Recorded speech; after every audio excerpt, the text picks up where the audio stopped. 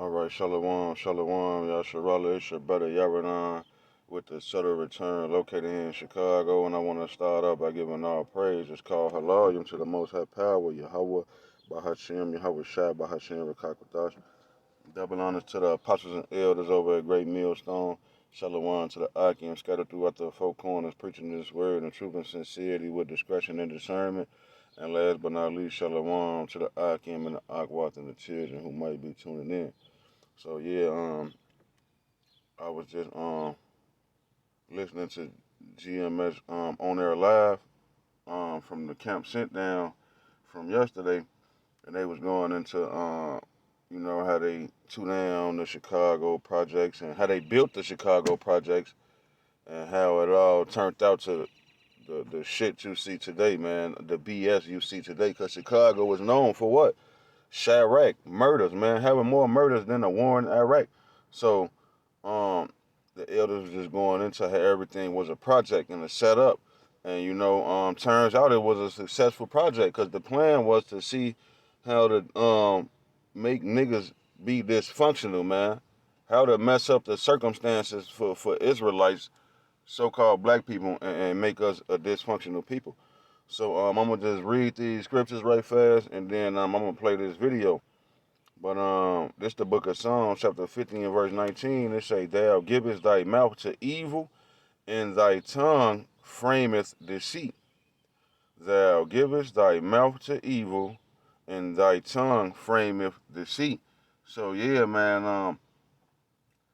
They had these secret council meetings, man, where they, might be in a dark back cave somewhere, coming up with all type of plans to keep you suppressed and oppressed and depressed.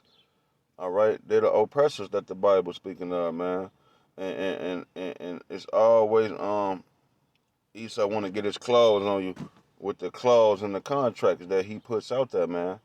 He's the eagle, man. He ready to swoop now and attack.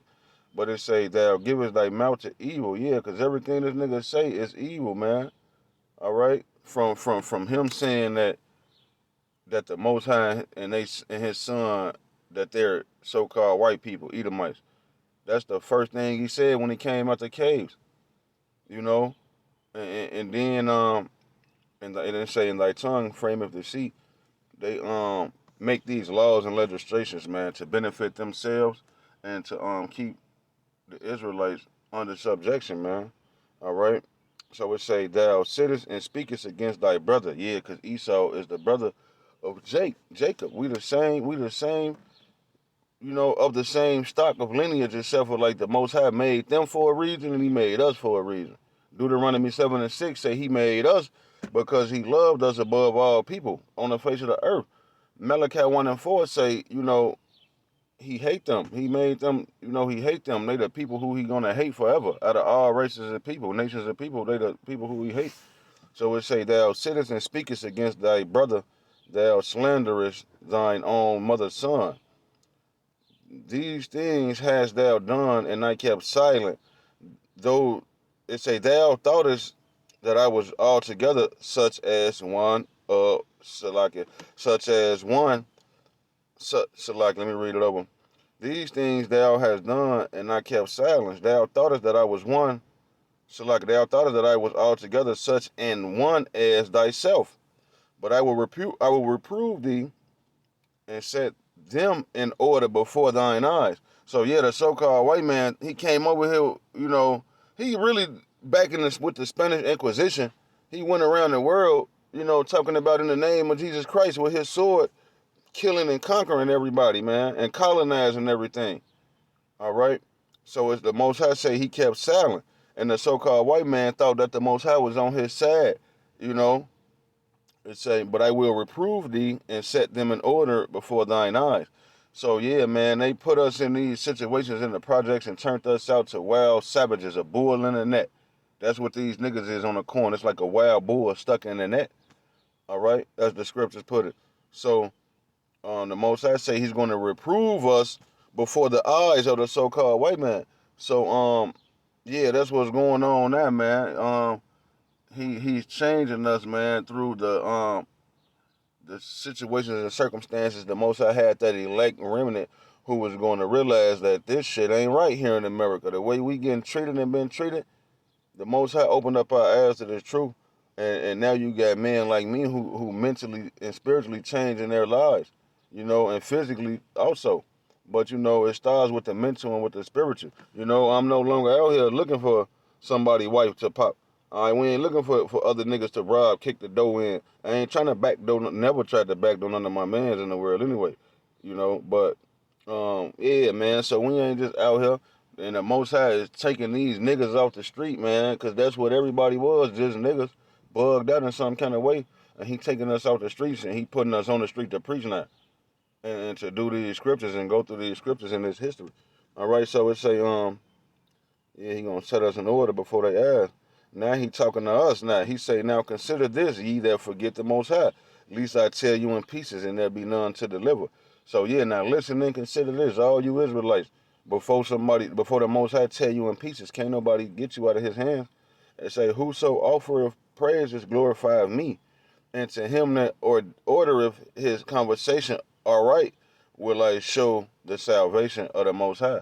So yeah, man, the only people who gonna get that salvation is mercy is the niggas who turn their life around from being niggas to being men of the Lord and subscribing to the doctrines and philosophies of our forefathers, man, through the spirit and power of Yahweh Shem and Yahweh Shah, this Bible in its entirety, starting with the man in great millstone on down to a man like myself, like-minded, with the 100% unadulterated truth of the scriptures. All right. So now, without further ado, I'm gonna play this video, man. I gotta rewind it.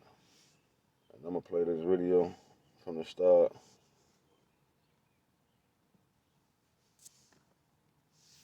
Let me give y'all a history on the land that we call the Low End. See, I'm going to take it way back to the 1840s when a small group of runaway slaves from down south found a permanent place to settle in the area of what became Chicago. This area stretched from 22nd to 31st South State Street. In like 1905, with the investment of $25, a nigga named Robert S. Abbott founded the Chicago Defender newspaper. On May 17, 1917, the Chicago Defender announced the Great North Drive, displaying how beautiful Chicago was for blacks compared to down south. They started distributing the Defender in the southern states. Southern lawmakers hated that shit. You know what I'm saying? They banned the newspaper and threatened anybody with stiff penalties who was found reading or distributing the paper. Southern blacks poured into Chicago by the thousands, looking for better opportunities in life, but was forced to live with the rest of the blacks in the slums of what they called the Black Belt community, which was located from 16th to 39th Street all the way to the lake. And I know you heard the phrase, stay to the lake. Well, this is where it all began. Young niggas in the Black Belt community was exposed to prostitution, gambling, and drunks on a daily basis, while their parents had the door of opportunity slammed in their face. These young niggas was ambitious and hungry. They turned gambling and prostitution into a multi-million-dollar enterprise in the hood of the Black Belt community. This district developed a special reputation for sin and corruption, though. The hood of the Black Belt community created its own economy within Chicago that included hundreds of after-hour joints and gambling houses along 16th to 39th and State Street.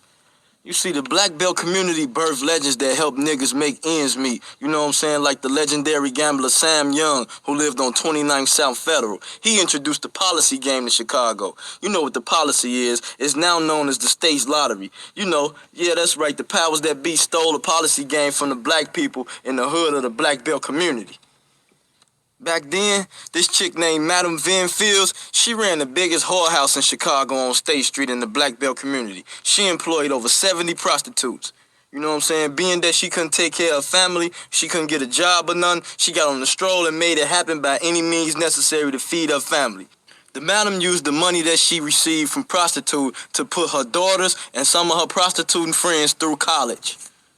The legendary gangster Al Capone, also known as Scarface, knew how much the hood of the Black Belt community was making. This motherfucker wanted to take over the whole operation, but niggas weren't having that shit.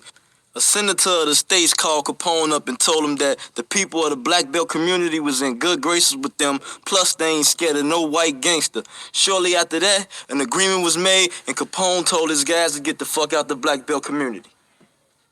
Back in 1919, The month, I think it was July, a black teen mistakenly floated to the white side of the lake on 29th Street and was stoned to death in the water. Niggas wild the fuck out. This shit caused a 7-day ride across Chicago. When it stopped, 23 blacks was killed, 15 whites was killed, and another 537 people got their ass kicked, white and black. After the riots, Illinois Governor Frank Loudon appointed a commission to investigate the reason for this shit. You know why it happened, and it reported that the racist violence of white gangs helped foster segregation in Chicago, and the head of the pack was the Reagan Coats. If y'all don't know who the Reagan Coats was, this was a white street gang named after a Cook County commissioner named Frank Reagan. They were formed to scare off all the southern black people who poured into Chicago and bidded for lesser pay wages. Back like in the 1930s, during the Great Depression, the black belt community started getting overcrowded and it started expanding to other parts of the city, you know, like Washington Park, Inglewood, Woodlawn area, West Madison Street, North Lawndale area, and Ogden Park. By the late 1930s, the black population in the community continued to grow and start expanding into the white ethnic neighborhoods. You know they ain't like that shit. The city council viewed the black belt community as disorganized, diseased, ridden, and foul. White people ain't want our black ass pouring into their community, so the city council decided to replace the slums of the black belt community with large-scale public projects. And peep this crazy shit I just found out. I just read that IIT put together a study on how rats would live in a large high-rise building. So they pour hundreds of rats into this model community to live, right? After 5 rat generations of living in this model project, the study showed that the rats became dysfunctional and it got worse generation after generation. There were king rats who had sex with all the female rats. They had bully rats who gangstered their way through everything in the project. They had gay rats. Then they had mother rats who wouldn't take care of her babies after birth, so the mice didn't learn how to grow up and be rats. You know what I'm saying? Instead of them replacing the slums of the black belt community with new modern apartments, the city built prison-like warehouses for the poor black people so they could stay out of the neighborhoods of the white people.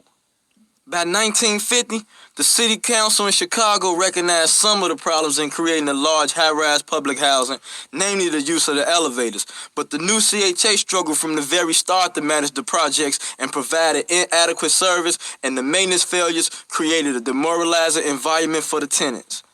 In 1955, the Harold Ickes home was built.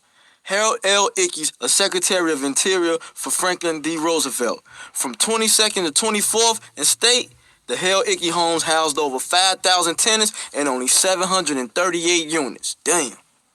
Between 1967 and 1974, public housing went all downhill and was labeled the city's most visible public shame.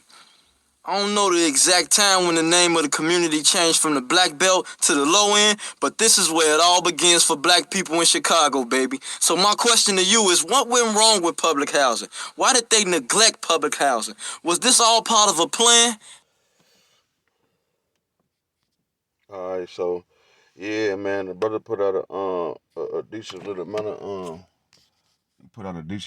information and whatnot, but it's hot. Yeah, man, the brother put out some decent information and whatnot. Let me see.